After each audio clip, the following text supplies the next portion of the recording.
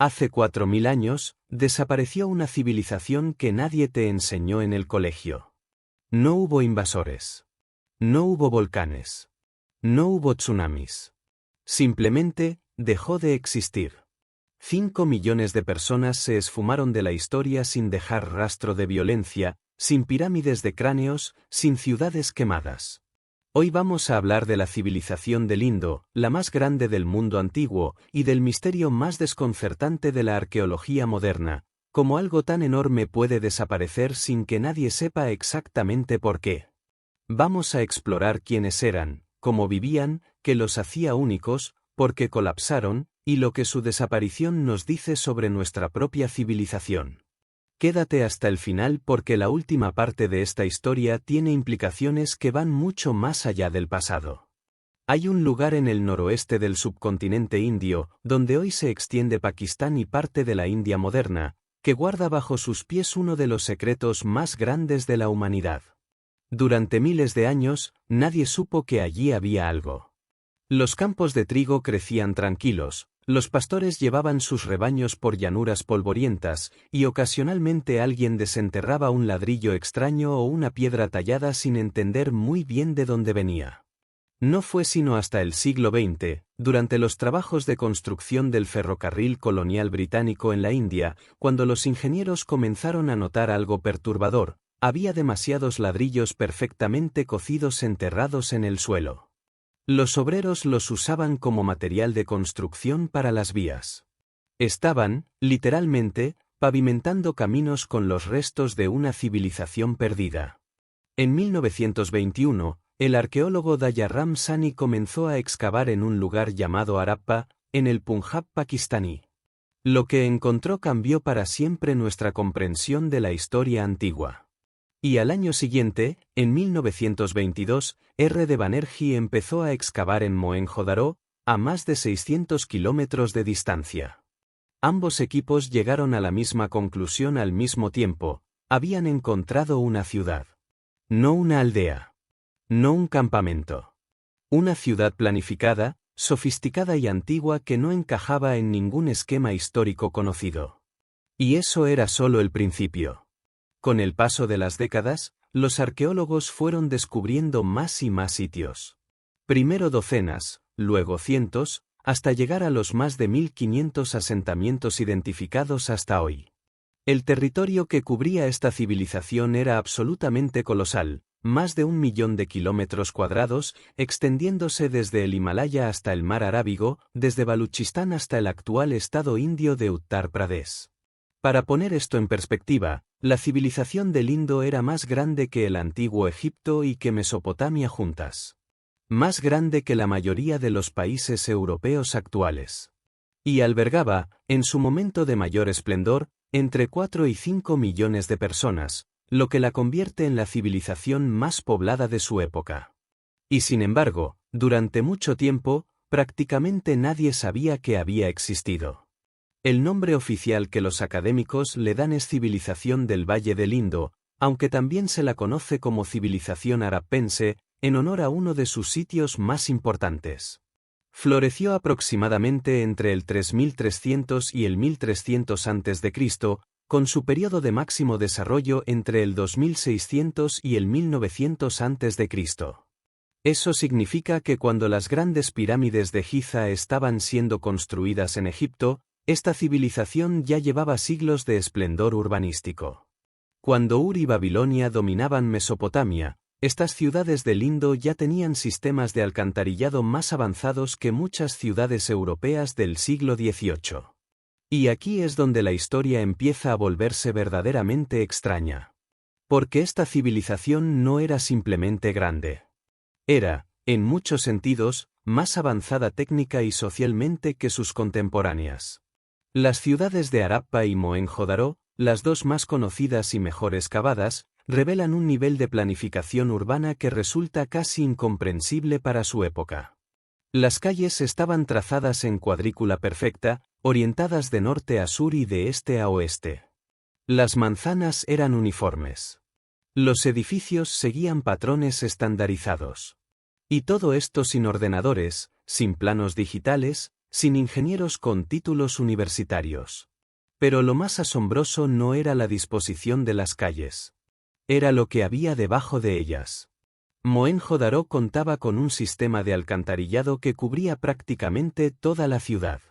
Cada casa, o casi todas, tenía acceso a un pozo privado y a un sistema de drenaje que conectaba con las alcantarillas principales de la calle. Los desechos eran conducidos fuera de la ciudad a través de canales cubiertos construidos con ladrillo cocido. Había baños en las casas. Retretes. Pozos de agua limpia separados de las aguas residuales. En una época en que la mayoría de la humanidad defecaba al aire libre, estas personas habían inventado el saneamiento urbano. Los arqueólogos también encontraron lo que parece haber sido una gran piscina pública en Mohenjo-Daro, conocida como el Gran Baño, una estructura de ladrillo cocido con revestimiento de betún para hacerla impermeable, con vestuarios y escaleras de acceso.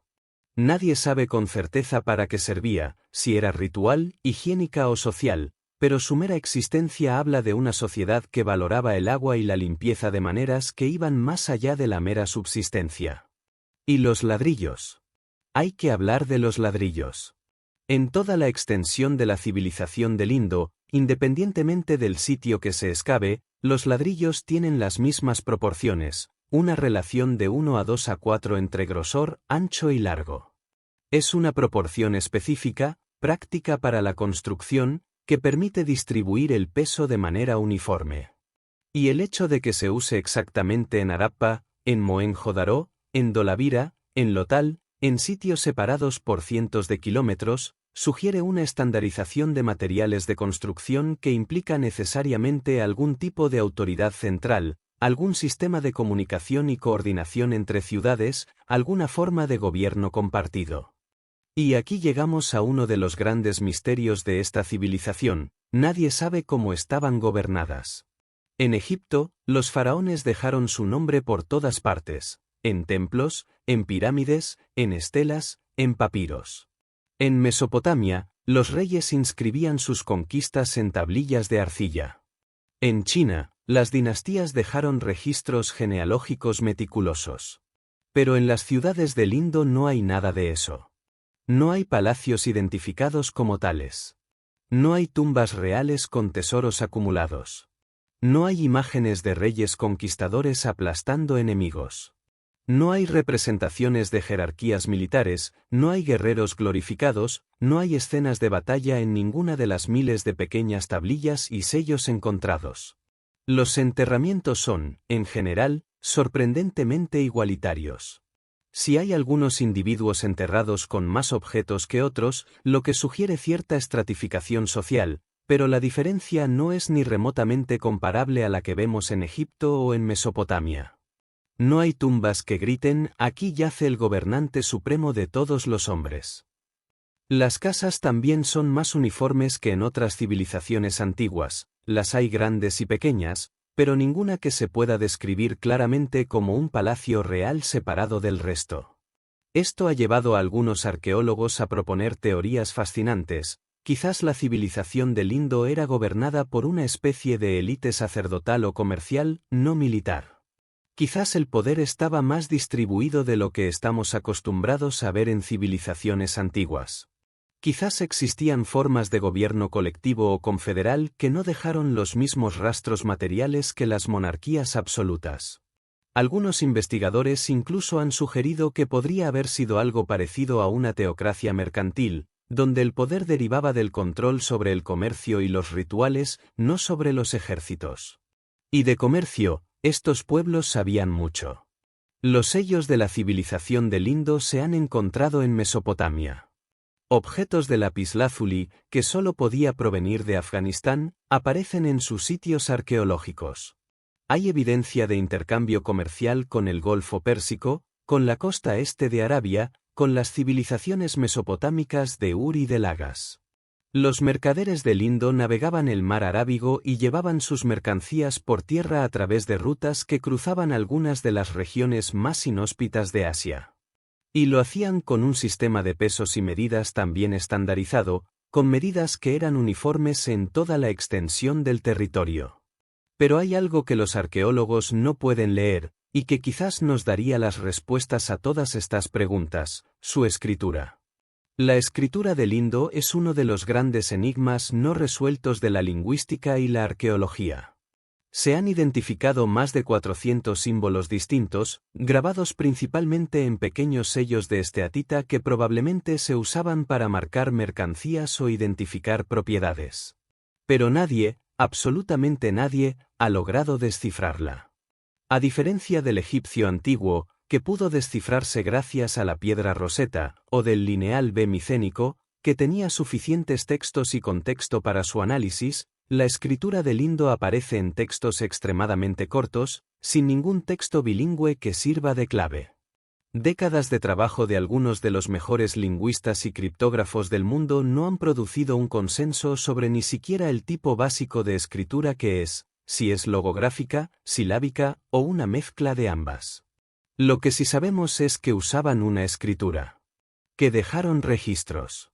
Y que esos registros, si alguna vez logramos leerlos, podrían reescribir nuestra comprensión de quiénes eran, qué creían, qué les importaba, y quizás, cómo y por qué desaparecieron.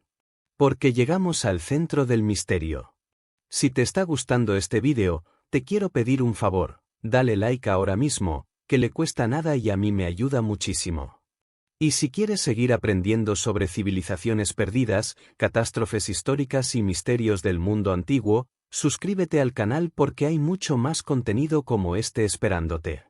Ahora sigamos, porque lo que viene es la parte más desconcertante de toda esta historia. Alrededor del año 1900 a.C., algo empezó a cambiar en las ciudades del Indo. Y entre ese año y aproximadamente el 1300 a.C., una de las civilizaciones más sofisticadas del mundo antiguo colapsó casi completamente.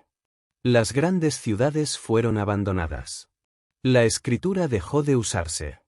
El comercio de larga distancia cesó. Los sistemas de alcantarillado cayeron en desuso. La estandarización de ladrillos, de pesos y medidas, de planificación urbana, todo desapareció. La gente se dispersó hacia asentamientos más pequeños, muchos de ellos en las estribaciones del Himalaya o hacia el este, en el llano del Ganges. En el espacio de unos pocos siglos, lo que había tardado 1000 años en construirse se deshizo. Y lo más perturbador es que los arqueólogos no encuentran la causa evidente. La primera explicación que se propuso, y que durante décadas fue la dominante, fue la de una invasión. A mediados del siglo XX, el arqueólogo Mortimer Wheeler encontró en Mohenjo-Daro un conjunto de esqueletos en posiciones que sugerían muerte violenta, algunos con marcas en los huesos que podrían interpretarse como heridas de arma. Propuso que la civilización del Indo había sido destruida por los arios, los pueblos indoeuropeos que hacia ese periodo estaban migrando hacia el subcontinente desde las estepas del Asia Central, y cuya llegada está relacionada con la composición de los Vedas, los textos sagrados más antiguos del hinduismo. La teoría era atractiva. Era dramática. Y resultó estar, en gran medida, equivocada. O al menos, profundamente incompleta. Análisis posteriores de los esqueletos de Wheeler revelaron que los individuos habían muerto en diferentes momentos, no en una única masacre. Algunos murieron de enfermedades, otros de causas que no dejaron marcas. La posición de los cuerpos podía explicarse de muchas maneras distintas a la muerte violenta en combate. Además, la escala del colapso, que afectó a más de 1000 asentamientos distribuidos en más de 1 millón de kilómetros cuadrados, era demasiado grande para ser explicada por una invasión de cualquier grupo humano de la época. Los arios, sean quienes sean exactamente en términos arqueológicos, simplemente no tenían la capacidad logística de destruir simultáneamente una civilización de ese tamaño. Y entonces, si no fue una invasión, ¿qué fue? La respuesta que la ciencia moderna ofrece es más sutil, más lenta y, en cierto modo, mucho más aterradora. Fue el clima. O más precisamente, fue una combinación de factores climáticos que se reforzaron mutuamente durante generaciones, erosionando las bases sobre las que toda aquella sofisticación había sido construida. Para entender esto, hay que entender cómo funcionaba la agricultura en el Valle del Indo. Las ciudades dependían fundamentalmente de los monzones. El sistema monzónico del sur de Asia es uno de los fenómenos climáticos más poderosos del planeta. Cada año, entre junio y septiembre, los vientos cargados de humedad del Océano Índico traen lluvias masivas que permiten la agricultura en una región que de otro modo sería semiárida. Durante el periodo de auge de la civilización del Indo, los monzones eran abundantes y predecibles. Los ríos crecían regularmente. Las cosechas eran buenas. La población pudo crecer, las ciudades pudieron expandirse, el comercio pudo florecer. Pero los monzones no son eternos ni invariables. Evidencia paleoclimática obtenida de núcleos de hielo, sedimentos lacustres, espeleotemas de cuevas y estudios de pólenes fósiles sugiere que a partir del tercer milenio a.C., los monzones del sur de Asia comenzaron a debilitarse gradualmente. No fue un cambio repentino, sino una lenta tendencia hacia condiciones más secas que se extendió durante siglos. Las lluvias llegaban menos cargadas. Los ríos traían menos agua. Las inundaciones anuales que fertilizaban los campos se volvieron menos predecibles. Pero hay otro elemento que los investigadores han añadido más recientemente a este cuadro, y que complicó aún más las cosas: el comportamiento de los ríos. El Indo y sus afluentes no son ríos estáticos. El Himalaya es una cadena montañosa joven, geológicamente hablando, y sísmica activa. Los ríos que descienden de él cambian de curso con una frecuencia que, medida en escala geológica, es notable. Y hay evidencia de que durante el período de colapso de la civilización, algunos de los ríos que alimentaban las ciudades más importantes cambiaron su curso de manera significativa. El caso más dramático es el del río Gaggarakra, que en la tradición védica posterior podría corresponder al mítico río Sarasvati.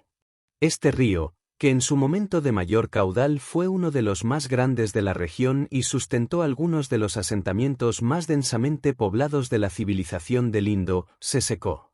No de golpe, sino gradualmente, a medida que los glaciares himalayicos que lo alimentaban cambiaban, a medida que los monzones disminuían y a medida que otros ríos capturaban parte de sus tributarios. El resultado fue que una cuenca enorme, que había sostenido poblaciones masivas, se convirtió en una región árida incapaz de sostener más que comunidades pequeñas y dispersas. Imagina ser agricultor en aquella región.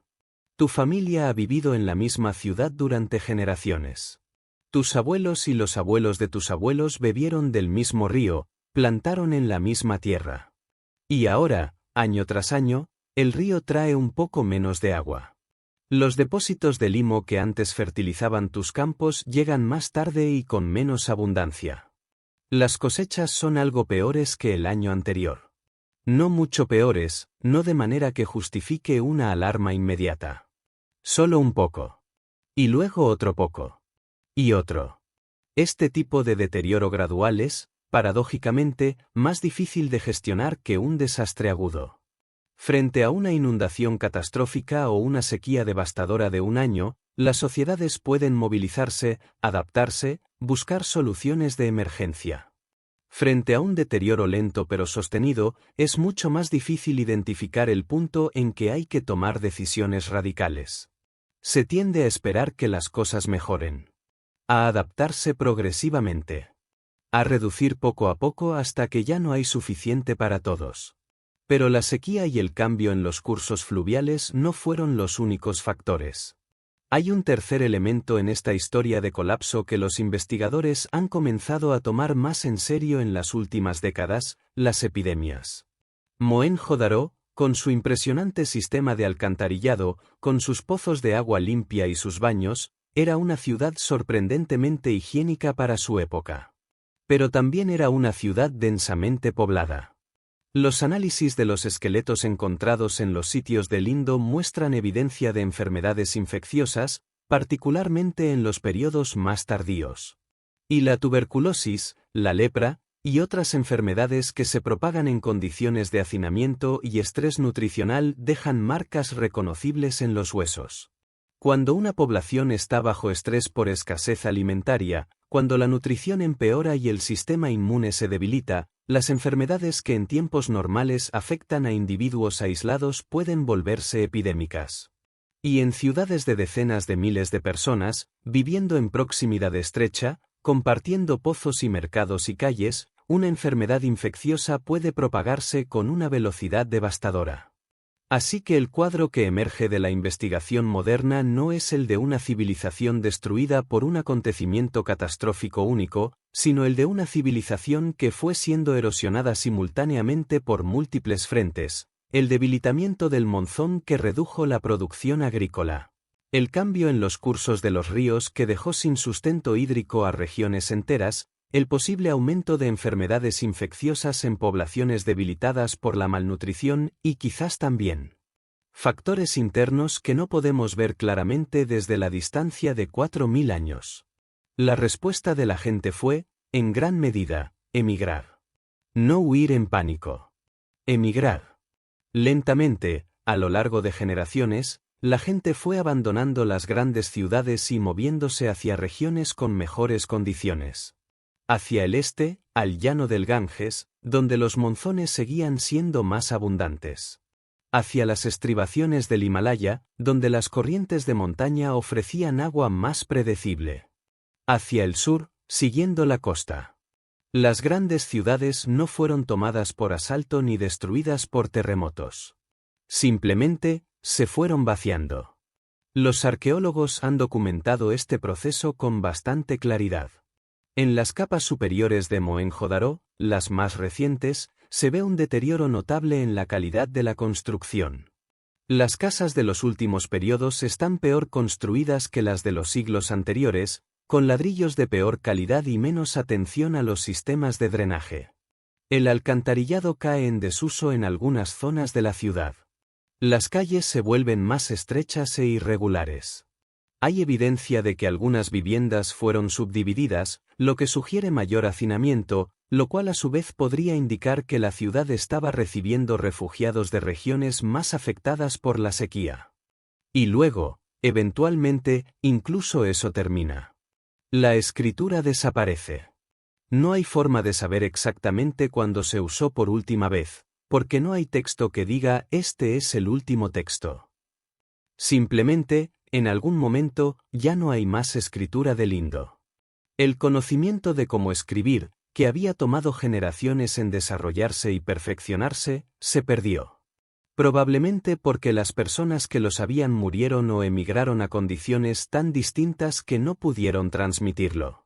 Probablemente porque en comunidades pequeñas y dispersas, luchando por sobrevivir, mantener una tradición de escritura no era una prioridad.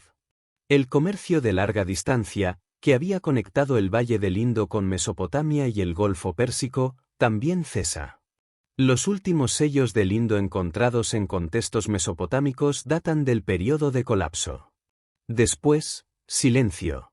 Las rutas comerciales que durante siglos habían llevado mercancías entre civilizaciones se cortaron, probablemente porque las ciudades que las organizaban y sustentaban ya no existían como tales.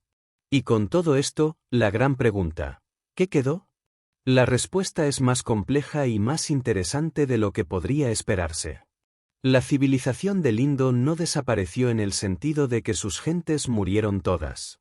Emigraron, se dispersaron, se mezclaron con otras poblaciones, formaron nuevas comunidades.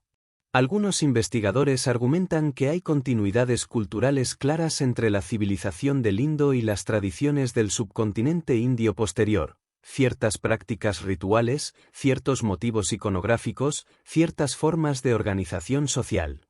La figura de lo que parece ser un yogi en posición de meditación aparece en sellos del Indo, y algunos ven en ello un antecedente de las tradiciones contemplativas que llegarían a florecer en el hinduismo y el budismo siglos después. Los análisis genéticos también arrojan luz interesante.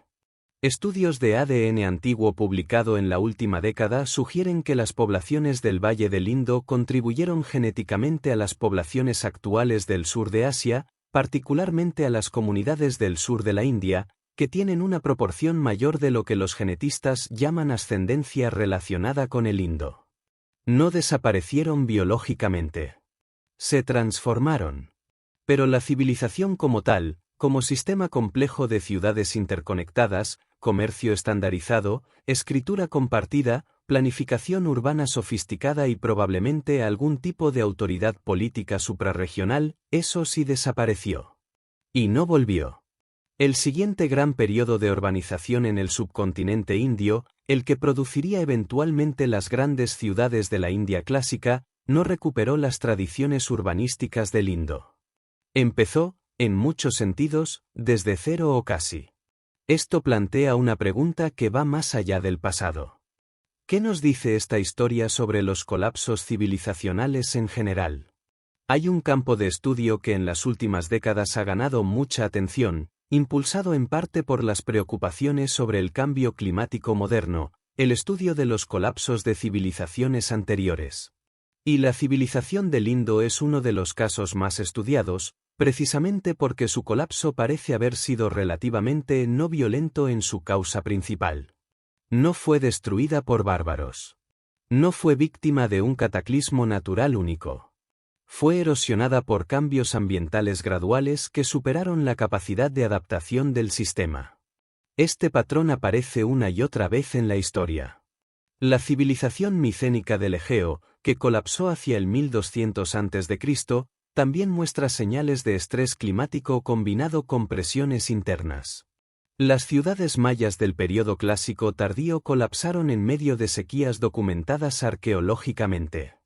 El Imperio Romano de Occidente fue debilitado durante siglos por una combinación de presiones externas, desigualdad interna y cambio climático antes de fragmentarse definitivamente.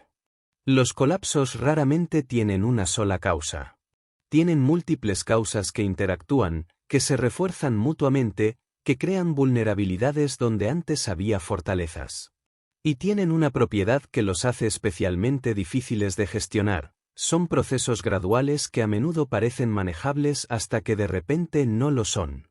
La civilización del Indo, en su plenitud, era extraordinariamente resiliente. Durante siglos mantuvo una complejidad enorme en un territorio vasto con recursos que en muchas regiones eran limitados.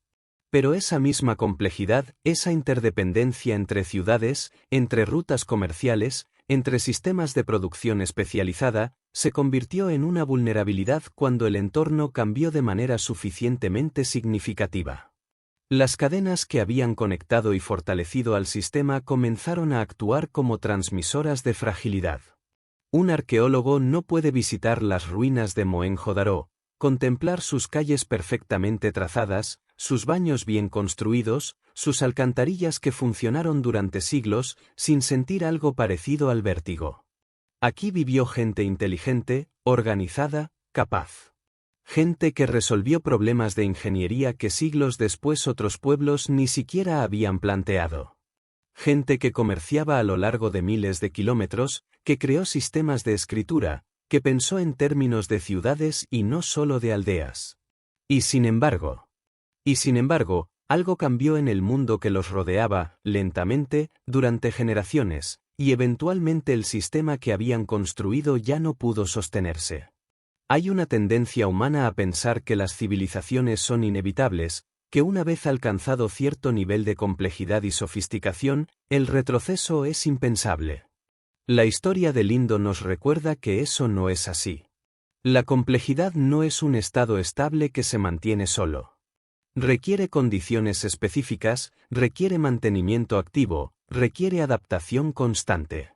Y cuando las condiciones cambian de manera suficientemente profunda y sostenida, incluso las civilizaciones más avanzadas de su época pueden fragmentarse hasta volverse irreconocibles. Lo que hace especialmente fascinante el caso del Indo es que todavía no tenemos todas las respuestas. La escritura sigue sin descifrarse.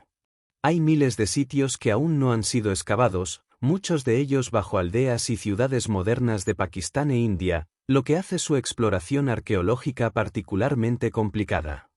Cada década trae nuevos hallazgos que matizan o a veces contradicen lo que creíamos saber. En 2016, un equipo de investigadores publicó un estudio basado en análisis de sedimentos del fondo marino del mar Arábigo que mostraba con una resolución temporal inusualmente alta el debilitamiento del monzón durante el periodo de colapso. En 2019, Nuevos análisis genéticos aportaron datos sobre los movimientos de población durante y después del colapso. En 2021, estudios de isótopos de estroncio en dientes humanos encontrados en sitios del Indo comenzaron a revelar patrones de migración interna durante los últimos siglos de la civilización, mostrando que la gente se movía más, que las comunidades eran menos estables, que el mundo del Indo tardío era más fluido y menos sedentario que el del período de auge. Y la escritura. Siempre la escritura. En algún momento, quizás, alguien encontrará la clave. Un texto bilingüe, una inscripción suficientemente larga, algún contexto que permita a los lingüistas dar el salto decisivo.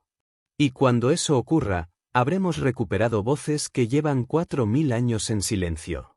Voces de comerciantes que negociaban cargamentos de lapislázuli y cuentas de cornalina. Voces de ingenieros que diseñaban sistemas de drenaje. Voces de sacerdotes o de gobernantes o de lo que fuera que representaban esas figuras de autoridad que todavía no sabemos cómo identificar. Voces de madres y padres, de agricultores y artesanos, de gente que vivía su vida sin saber que 4000 años después nosotros estaríamos aquí, mirando las ruinas de su mundo e intentando entender cómo y por qué se desvaneció. Hay algo profundamente humano en ese ejercicio. En intentar entender el pasado no solo como historia fría sino como espejo. Porque las preguntas que nos hace el colapso del Indo son preguntas que son muy nuestras. ¿Cómo de resilientes son realmente los sistemas complejos que hemos construido? ¿Cuánto estrés pueden absorber antes de comenzar a fracturarse? ¿Somos capaces de reconocer un deterioro lento cuando estamos en medio de él, o siempre tendemos a asumir que las cosas se estabilizarán? No estoy diciendo que estemos en vísperas de un colapso civilizacional. La comparación entre el pasado remoto y el presente siempre tiene límites, y los alarmismos fáciles hacen un flaco favor a la comprensión histórica genuina. Pero sí creo que hay algo valioso en tomarse en serio estas historias, en no despacharlas como curiosidades arqueológicas, sino en preguntarse qué dicen sobre la naturaleza de los sistemas humanos, sobre sus vulnerabilidades y sus capacidades de adaptación. La civilización del Indo construyó algo extraordinario. Duró más de 2000 años en sus distintas fases, lo cual es un periodo de tiempo que hace palidecer la duración de muchas formaciones políticas que consideramos gloriosas en la historia occidental. Resolvió problemas de coordinación a enorme escala. Creó riqueza y complejidad sin destruir masivamente a sus vecinos, o al menos sin que haya evidencia de que lo hiciera. Y eventualmente sucumbió no a la espada sino al agua, o más precisamente, a la falta de ella. Mohenjo-Daro, que en la lengua local significa literalmente el montículo de los muertos, se alza hoy como un campo de ruinas en el desierto del Sindh pakistaní. Sus ladrillos milenarios aguantan el sol implacable. Sus calles, vaciadas de todo lo que no era piedra, trazan todavía la geometría de una ciudad que un día fue hogar de decenas de miles de personas. Y en la superficie del suelo, si uno mira con atención, todavía aparecen a veces fragmentos de cerámica pintada, cuentas de collar rotas, fragmentos de lo que una vez fue la vida cotidiana de gente que nunca imaginó que su mundo desaparecería. Cada uno de esos fragmentos es una pregunta sin respuesta completa. Y es también un recordatorio de que las civilizaciones son frágiles de maneras que no siempre podemos anticipar, y que la sofisticación técnica, la planificación cuidadosa, la riqueza acumulada, no son garantías de permanencia. Son herramientas. Y como todas las herramientas, solo son tan útiles como el entorno en que se aplican y la sabiduría con que se usan. El Indo nos habla desde el silencio de 4000 años. Y si sabemos escuchar, tiene mucho que decirnos. Y con esto terminamos el viaje al colapso más silencioso de la historia antigua. Si llegaste hasta aquí, ya sabes más sobre la civilización del Indo que el 99% de la gente. Así que si este vídeo te aportó algo, dale like ahora, que es gratis y me ayuda enormemente a que más personas descubran estas historias que el mundo ha olvidado. Suscríbete si todavía no lo has hecho. Activa la campanita para que no te pierdas nada, y pásate por el canal porque hay mucho más esperándote, civilizaciones perdidas, misterios sin resolver, historias que la historia oficial no cuenta. Nos vemos en el próximo vídeo.